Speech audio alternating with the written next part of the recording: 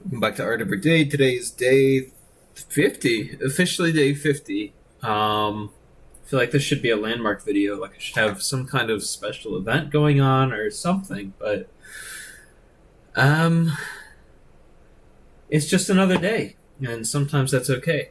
Today's June 30th, 2026. Tomorrow's the first day of July.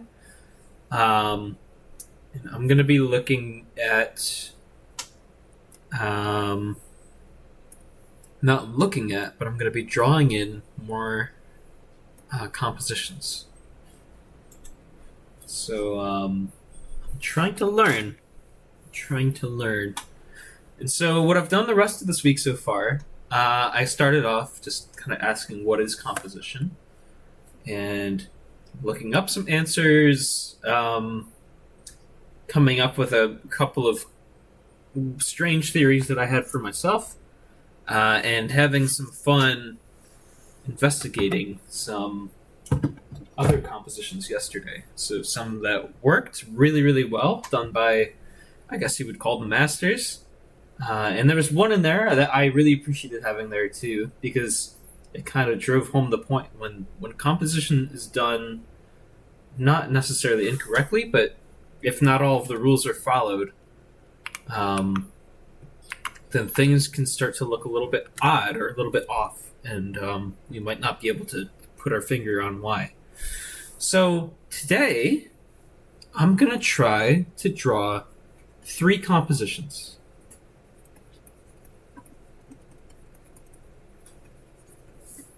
So what does it mean, draw 3 compositions? Am I just going to draw in some frames and say, oh, here is a rule of thirds square, or it's pretty poorly proportioned, but you get the point. Oh, here's a rule of thirds square. Here's a golden ratio.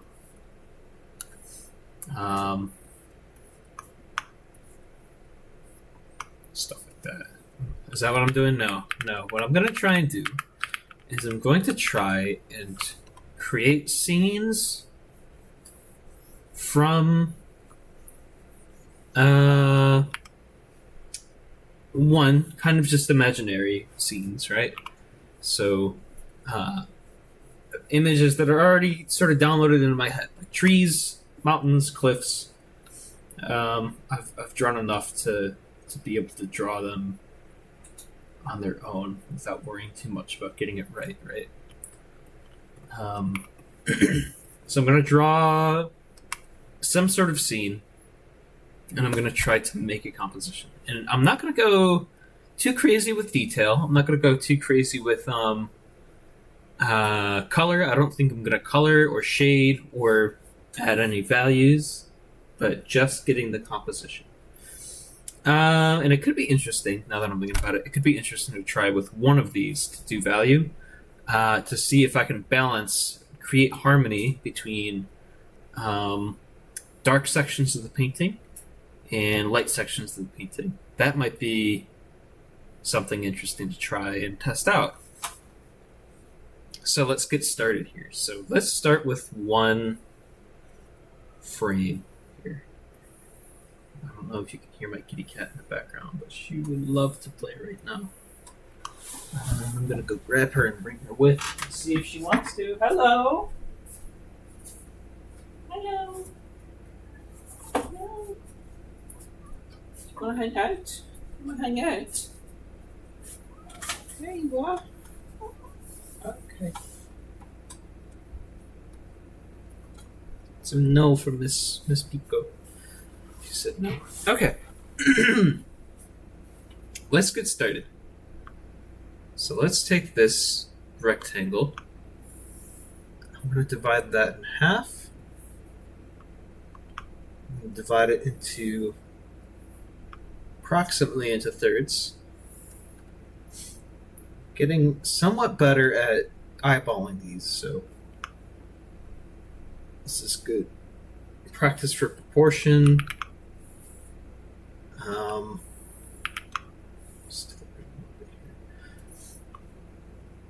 And things of that nature. Let's put the line here. Try and cut in half here.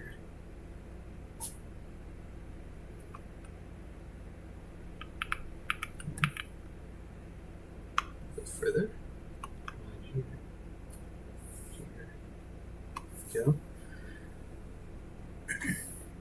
So here's our thirds and here's our halves, dividing up the composition. So let's take our opacity way down, and I'll just draw on this frame one more time on a new layer on top of this. So I've been enjoying making these long form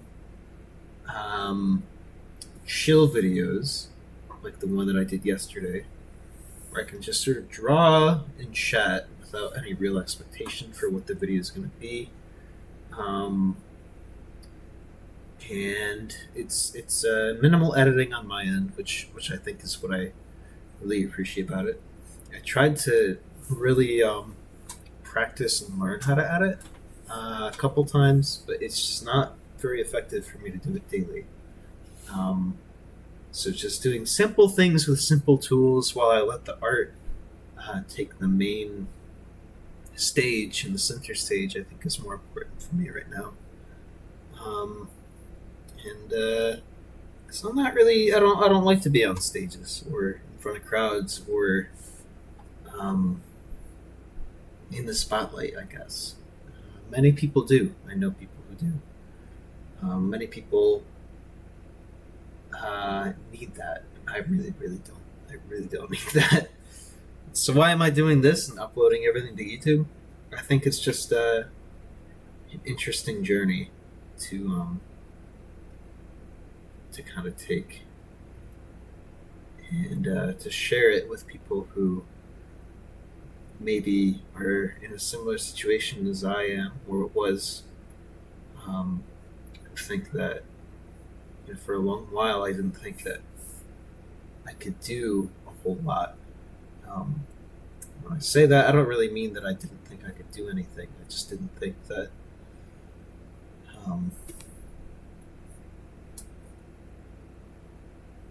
my efforts would ever stick. I thought this was backed up by evidence, years of wanting to do something and not doing it, or trying to commit myself to something and then slipping up after just a little bit of time. So that's why I'm doing this, I think.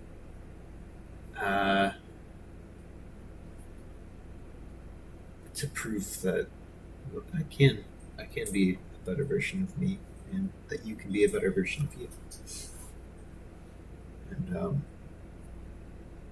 And on top of that, I love making art. I love drawing. I love painting. There's something so satisfying about drawing something or painting something and matching the colors just right, or getting them to harmonize, and feeling out the way that it's being represented on the page. It does something that I don't think they have the words for, but it's satisfying. It satisfies, I think, the creative need that I think all of us have. So here I've got a couple of stones haphazardly arranged. So here's kind of like a cliff face. Here's the tip of a distant cliff, I think it's going to be. I'm realizing that the energy is going up and away this direction. So I would like to have something which either radiates out to here,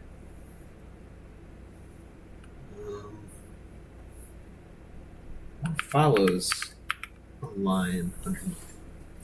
So let's get a line in.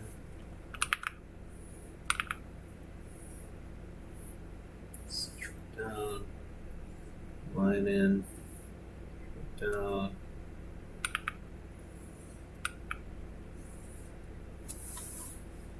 Because this really follows half.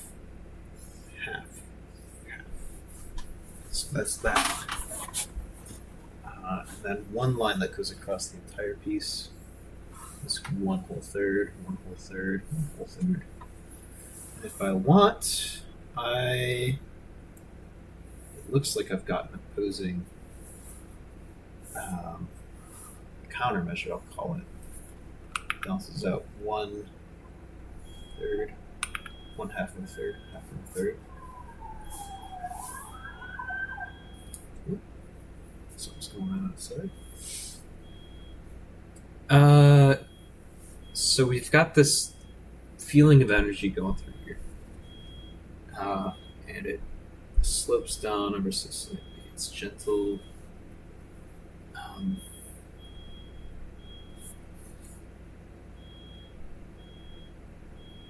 Sounds like somebody set off their fire alarm. I actually did that not too long ago.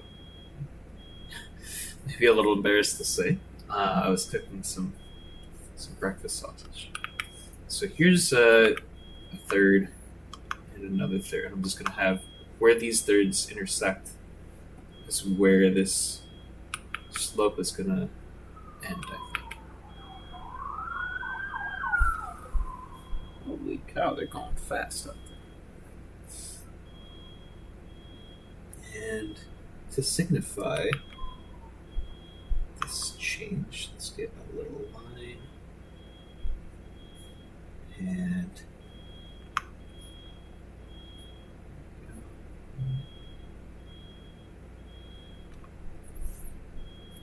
let's edge.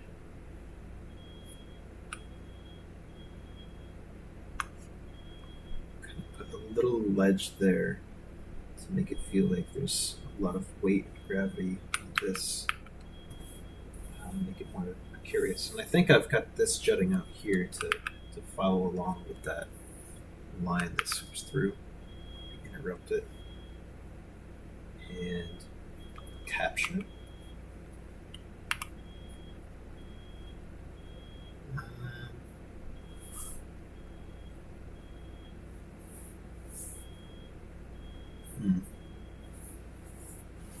Trying to decide.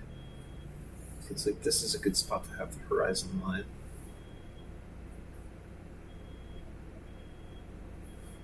But it also feels like if that's the horizon line and we can still see the top here, that means that it's sloped up so high and steep. And I think it's okay to break the rules every once in a while. You have to know the rules to break the rules. I don't know the rules, but I'm just gonna keep trying. And if it feels really wrong, then I'm gonna try and fix it. So here is this cliff face, this rocky edge. I'm gonna put in just a tiny bit of water on that edge there. So see, this is feeling somewhat wrong. And I'm trying to decide why. What if this was the horizon line? That would feel like the sky is taking up too much space. If I put the horizon line up here, then the cliff doesn't feel very high at all. If I keep the horizon line here, something feels a little bit wrong. So what I think I'm going to do is I'm going to erase a portion of that, have it bend down below the horizon line, draw that horizon line in again, and it didn't fix it. I think because it's so sharp. So let's have it round out to about the quarter mark. And have this go through here.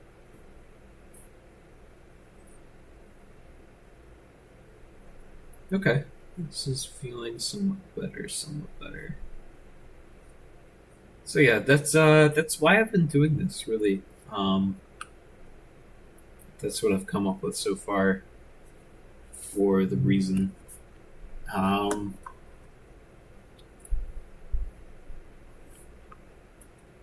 Now, if this is in the foreground,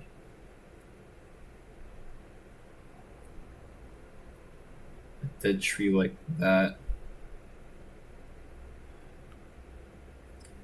It's leaning this way, which maybe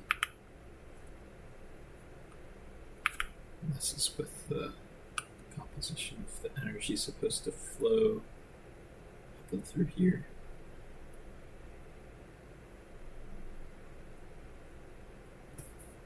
So this tree's dead.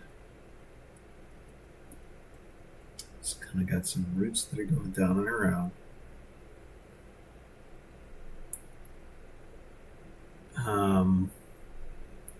That might make these feel pretty large. Or if this is a tree up here, then it's an incredibly large tree. So I should have, if I want there to be a tree up here, a portion of the trunk should be below this edge.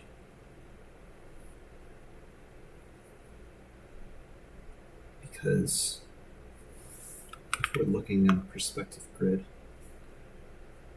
it would be somewhat higher up.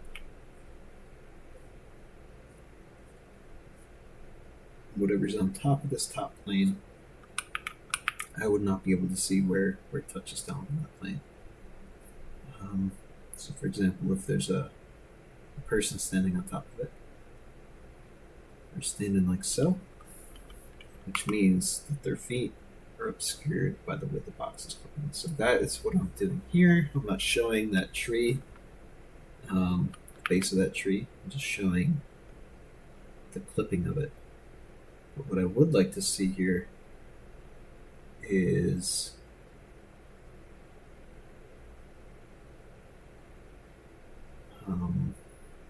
if this was shaded, we would see a decent chunk of the underside of this, the same way that you would see the underside of a box tilted like that.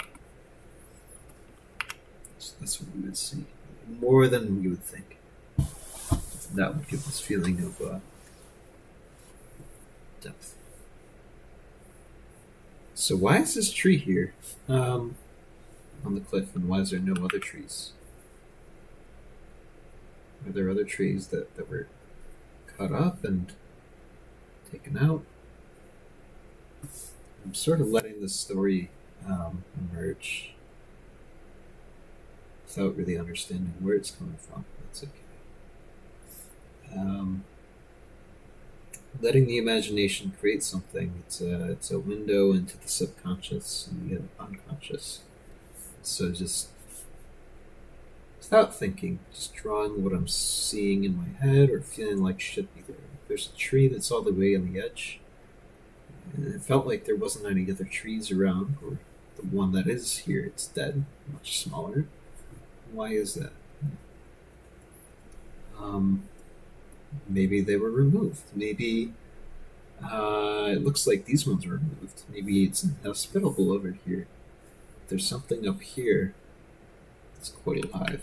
Maybe if I were to do this differently, the tree would not be so high up where it's almost touching the top of the composition, but it would be inside of that third there. So let's, I've got an opportunity to test that out. Because through the magic of digital media, I can just move stuff. I forget that sometimes. And I'm having that realization with some physical media too, like gouache. I did a quick practice painting on the roof of my building yesterday. It's great. There was a lot of cast shadow and interesting tones of light. It was the golden hour, so our building, or the buildings nearby were yellow with a very deep purpley blue shadow. And so I remembered, oh wow, it's gouache. I can, because I've been using a lot of watercolor, and you really got to build up your values. I realized, oh my goodness, I can finally do light on dark or dark on light, and I can do either of them interchangeably. And after it dries, like it's completely opaque, so I can just mess around on top of it. and that felt strange and very good. And it was cool to just try something, draw something, paint something, and to change it on the spot because I thought there could be room for improvement, or I was interested in changing it just to see how it would work. Kind of like what I'm doing right now. So this tree is now on the bottom third, or the top third, the intersecting point of those thirds, and something still feels wrong.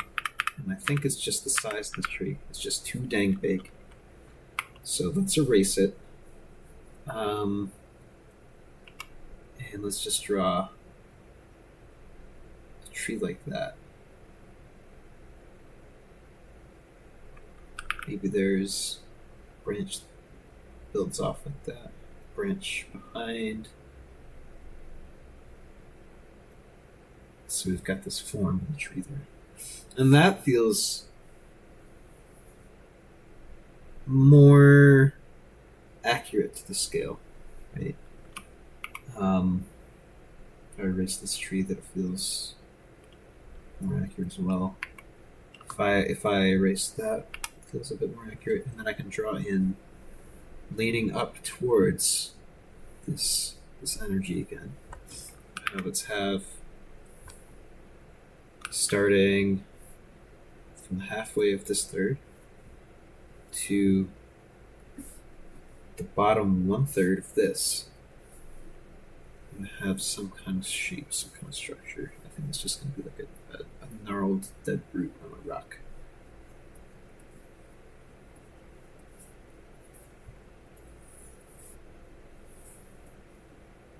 Maybe pointing up towards this tree, starting from this intersecting point, we've got a dead branch that's broken off.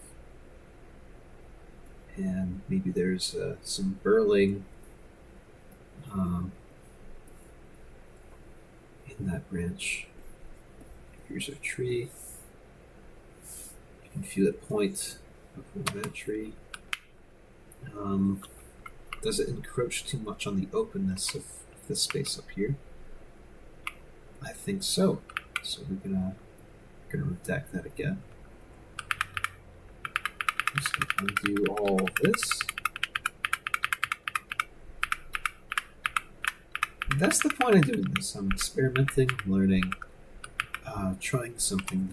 Let's see if I can just ever so slightly go above the horizon line just to show that we can see that it's taller than you would expect, perhaps. That's just not right as well. I don't think anything belongs over here. Maybe just a root, if anything, to imply, but nothing that intersects our sight line. And down below, this is just water. I'm just drawing in these squiggles to imply that, which I know you don't have to. I haven't drawn or painted water before. That might be an interesting challenge. So that is composition 1. I used rules of thirds. I used, I don't know what to call this, but used that to add a bit of dynamism and energy. And I don't mind it. I don't mind it one bit. I'm a little happy with it. And let's move on to number 2. Let's think of ideas. Or maybe we don't think of ideas at all. And we just kind of draw and see what happens. And let the process of exploration guide us. So here is... Should I turn this into thirds again, or do I want to try something new? Let's try something new. So instead of doing thirds, I'm going to draw a line here. And 2 lines, like so.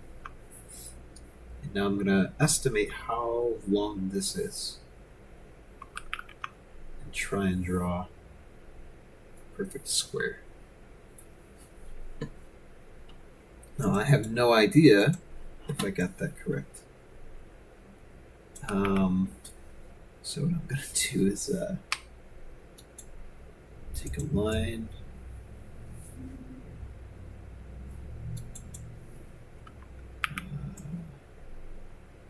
45 degrees about. Okay, we're not too far off.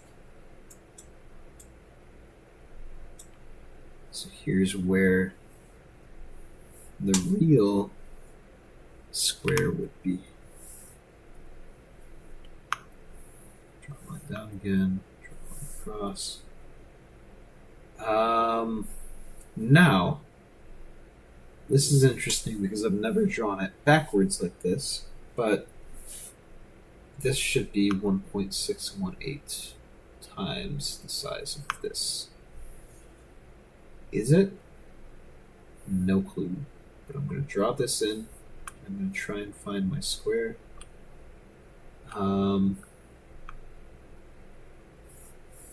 Looks like it might be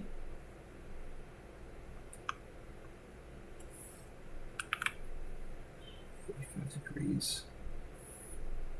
So it might be about here.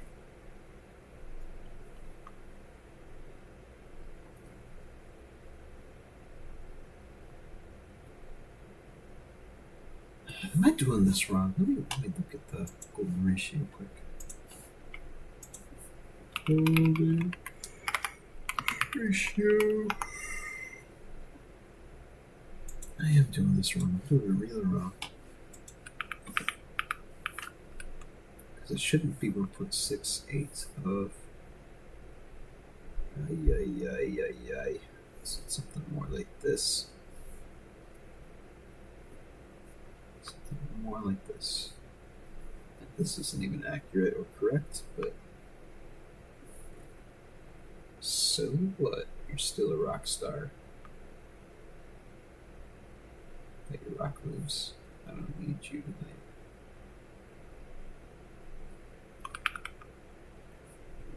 So, in a perfect world, this would be a golden ratio, but it's not. So, but here's where the golden ratio ends, approximately.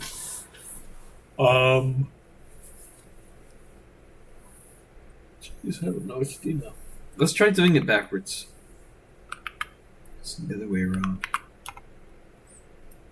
Start with a square.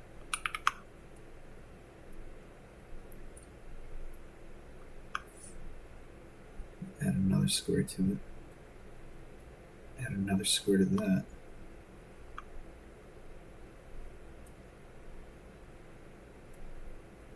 Add another square to that.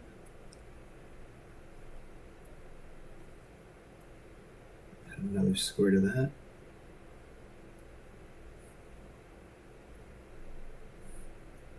Add another square to that.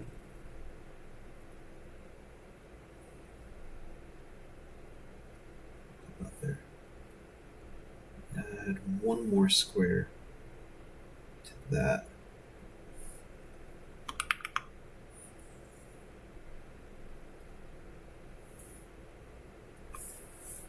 Where is everything? It's probably pretty good. I say probably because I don't really have a way of knowing for sure. But here's our spiral through down and in, like so. So that's how that works. If you know a little Fibonacci, you'll know why. But here's our golden ratio. What am I going to draw on top of it or inside of it? Let's get our frame again.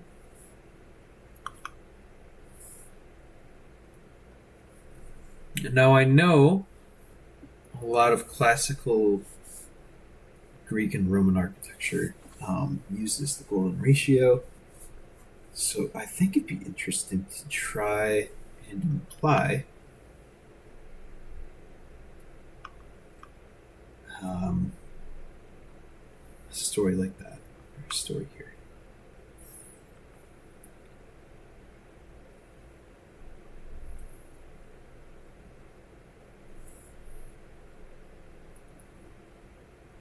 So here is like a few Roman columns, right?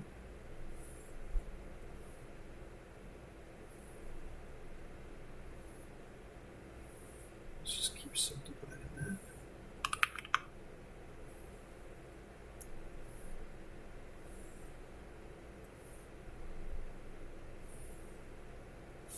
A few Roman columns.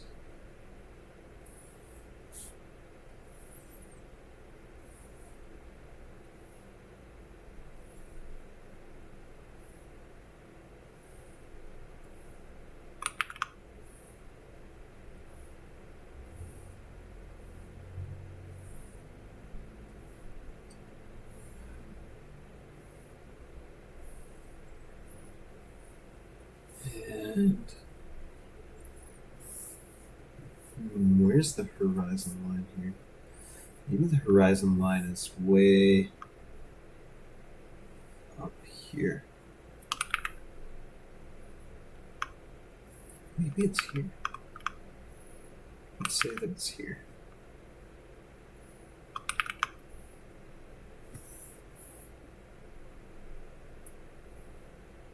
Something's happening up here, though. So here's a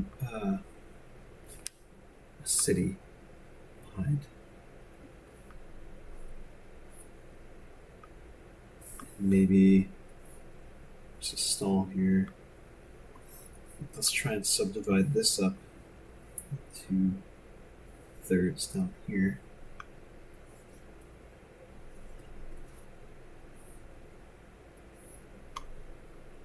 Just to inform us of what? I do not know.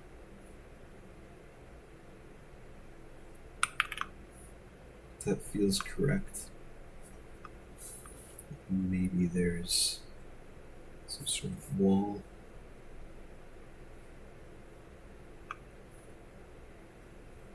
There's like a depth here. And there's this building on the corner. And there's down through the crowded streets, you see corner of the building.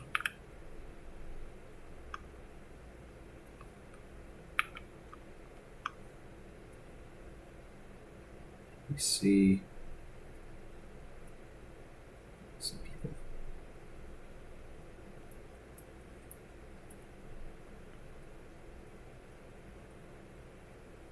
One of the things I love history.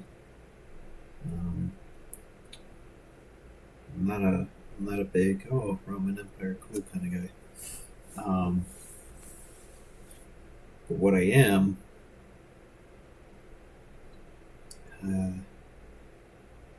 is a history fan in the sense that people have always been people. And there are some things that we always do, feelings that all humans feel, no matter where you are, along the time scale, I guess you could say. So here's just, I think, like a. This is a poor drawing, but just this is just to get the gist of composition. Like a mother and a son or a daughter, living day to day, doing their best, and having fun at the same time. So, even though these columns, I'm imagining this is like very shaded back here, and that these pillars would be shaded as well. Even though the columns take up more than half of the composition, that's not an issue because the story isn't happening over here. This is the context and it's crowding in, right? Like let's say that let's make a story out of this. Um, these Roman Colosseum pillars, these Roman Pantheon pillars. If you're living in the time of Rome, uh, it imposes. It's enormous. It dominates every person, every walk of life, and it dominates the frame here, where everything is in some way subject to the state. But here we have two people who are living life. Um, Maybe they live within the structure of their country, but they um, follow a different set of rules, the rules of love and humanity. I can also say that this is about, even though this is huge and imposing, uh, even though they're surrounded on all sides by a certain culture or society, um, which is created by, sustained by a certain sense of statehood.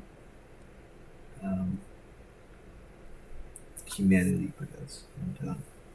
And what do I mean when I say humanity? I mean like care, kindness, gentleness, and joy.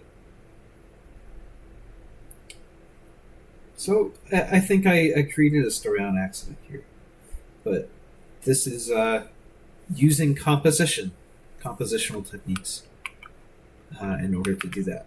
And I don't think I knew what I was doing when I was doing this. So if you're ever asking yourself, "Oh, how do I get started? What do I draw? What do I paint?" Just start, and your brain will start to fill in the gaps, and you'll be able to imagine things that you didn't even think you could imagine or create. I think, and the subconscious does a lot more than we think. Is what I'll say. So I don't know if that's going to be helpful. Let's do one more. It's just a super quick one. Trying not to spend too much time doing this before bed. I would love to get to sleep at a decent hour. We're at about minute 38. Okay. So let's do something super basic, and I might even call abstract.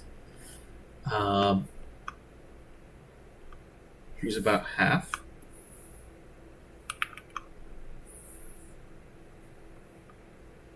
It's about half.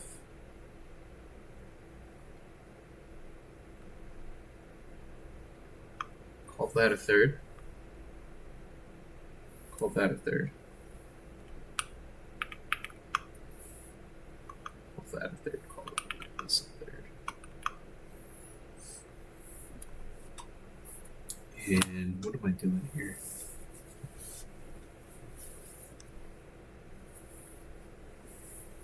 Just using composition. So here's a third. Third.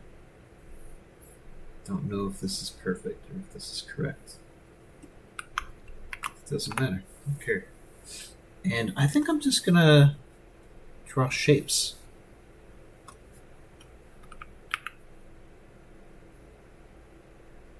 This circle is going to intersect. I think it'd be interesting if it intersected the top of that. The edge of it being here, the center of it, the edge of that being along this third, along the left third. And one other circle, which exists here.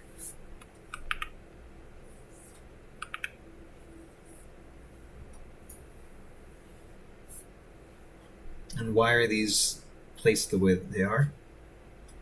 I'm not entirely sure. Couldn't quite tell you, but they feel right here.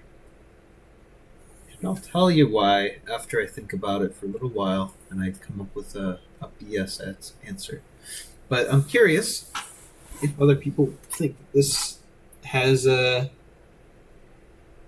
some visual interest or it feels right too, I guess.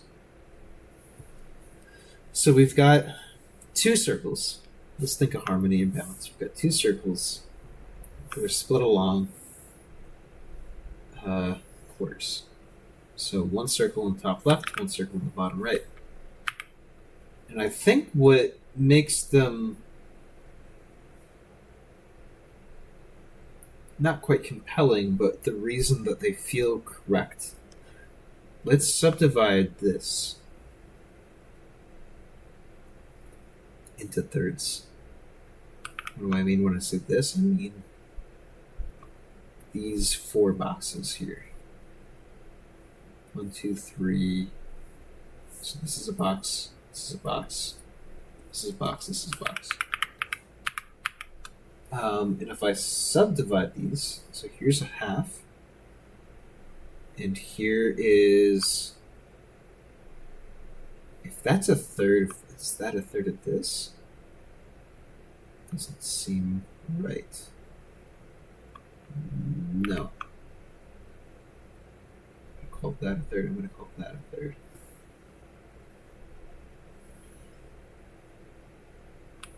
Should be doing this on a different layer, but it's too late now. That a third, call that a third. And I think I'm picking up on a pattern here. So cut this in half. So in the same way that this circle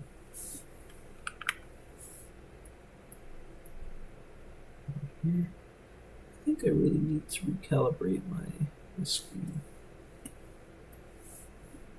This circle up here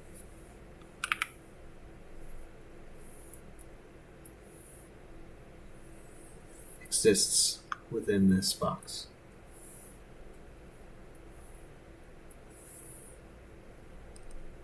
This is a continuation of that pattern with this circle. If I wanted to do another, I would have a circle maybe down there. So what do I mean by that? So we've got this circle is along the half. This smaller circle is along the half. This circle is above the half. This circle is above that half. This circle intersects the third and is cut into thirds almost. This circle intersects the third and is cut into thirds almost. This circle hovers ever so slightly above the half. This one hovers above the half, ever so slightly intersects that top piece. So without even knowing what I was doing, I think I accidentally copied this entire structure of this circle, and I found where it exists in the substructure. So what does that mean? What does that mean? What do I mean by that? And my answer to you is I have no clue. Because I am basically a sack of meat with electricity going through it. And sometimes it just be like that. So that's it for today, I think. So I'm going to save this as my piece of art for today. And maybe this will be the thumbnail as well. If you're interested in how I'm doing all of this, I've been doing a lot of this in Photoshop.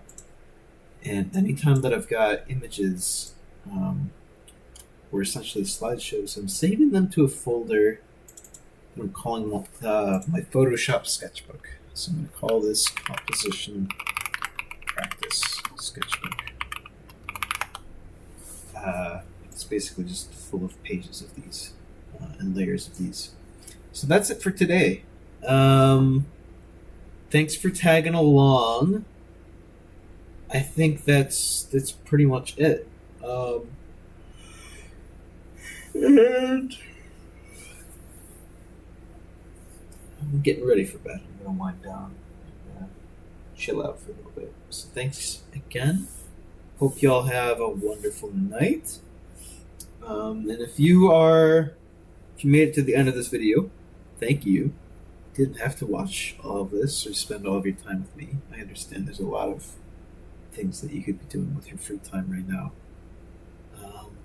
So to take a couple minutes and just share it like this, it means a lot. It means a lot to me. So thank you so much for that. And I think reflecting on what I was saying earlier, and I say this every video, but if there's something that you feel like, if you were in a similar situation to me, if it feels like there's something wrong with you, I don't know, maybe you start a habit and you fail, or there's something you want to try but you just never get around to it. I hope I'm proof that you can. And I would just encourage that,